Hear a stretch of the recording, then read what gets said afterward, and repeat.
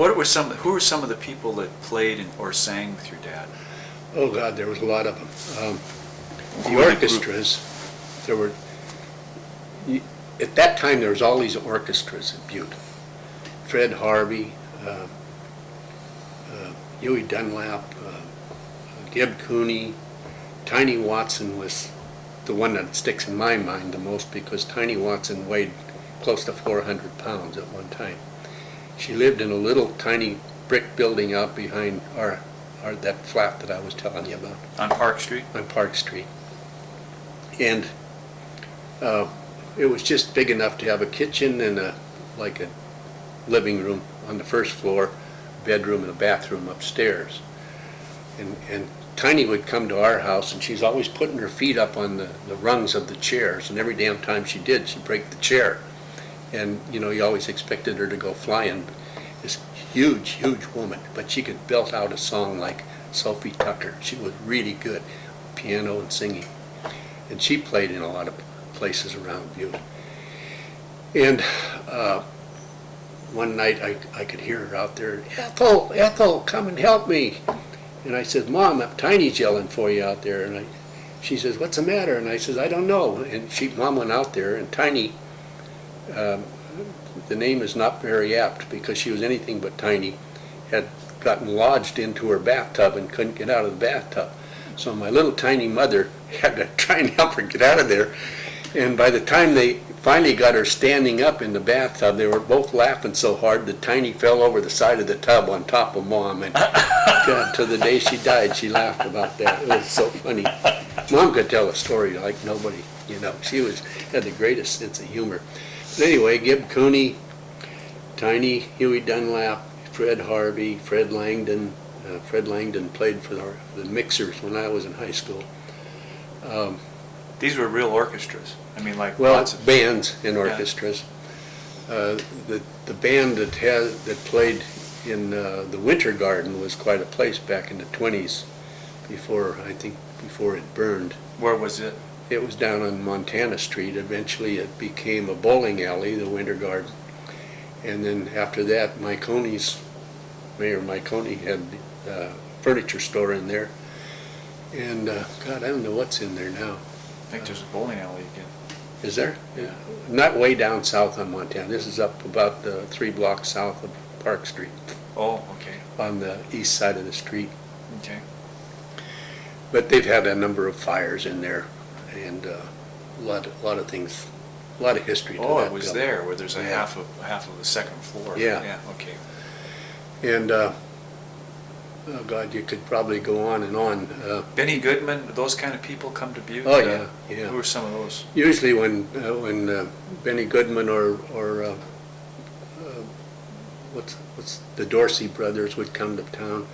There's an old story about Phil Harris coming to town one time. I don't know whether it's true or not because I can't find any history of it, but that he came. You know, Phil Harris was a kind of a jerk, and he was up on the stage and he started making fun of these people, calling them hicks and everything. This is at the Columbia Gardens. Geez, they ran the guy out of town, up Harding Way. You know, that's where the highway was in those days. And told him never to bother coming back here again. And wasn't his orchestra? I think Glenn Miller was there at one time. Did your mom know him? Mom knew Glenn Miller. I have a picture of Glenn Miller when he was probably high school age or maybe college age. I think she dated him a few times. Down in Salt Lake? Down in Salt Lake. And then what about Bing Crosby and your dad out in Portland?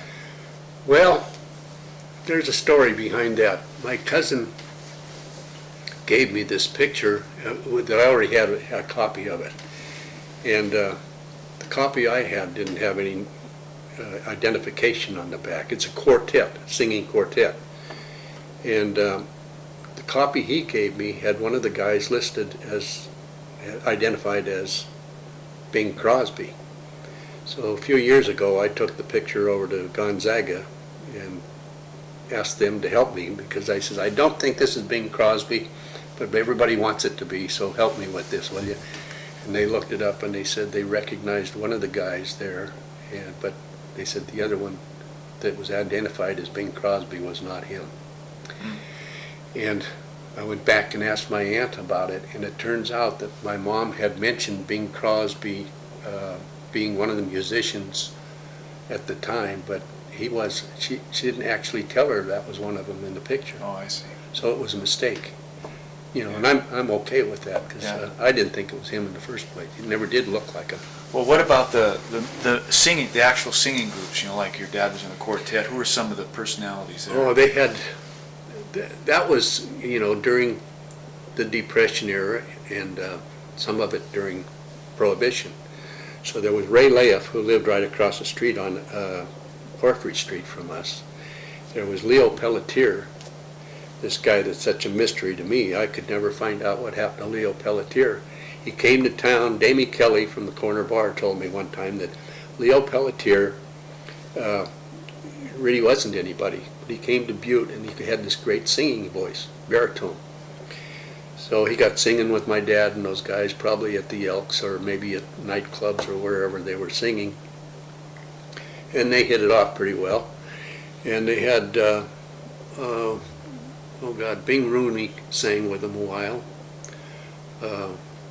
Mervyn Dempsey.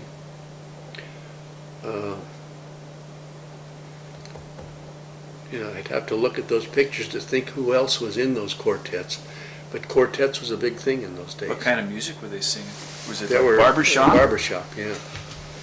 And you can tell by the pictures that these guys were having a good time.